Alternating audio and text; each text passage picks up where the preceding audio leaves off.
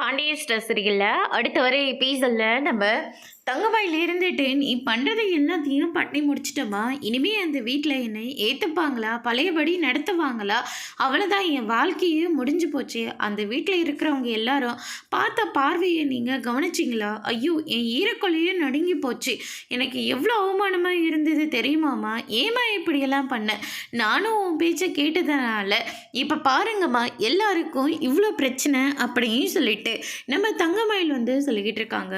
உனக்காக போலீஸ் ஸ்டேஷனுக்கும் கோர்ட்டுக்கும் நான் அலைஞ்சிட்ருக்கேன். உனக்கு நான் பண்ணுறதெல்லாம் தப்பாக தோணுதில்ல.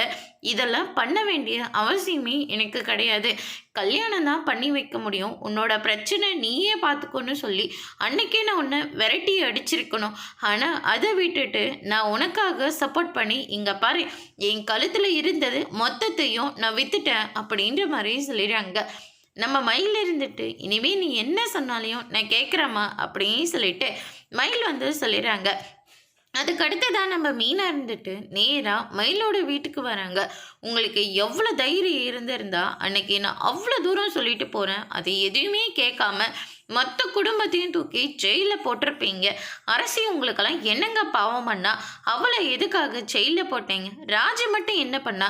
நீங்கள் மறைச்சு வச்சிருக்கீங்களே நகை விஷயம், அதை அவள் சொல்லாமல் இருக்காளேன்னு சொல்லிட்டு அவளை தூக்கி ஜெயிலில் வச்சிங்களா?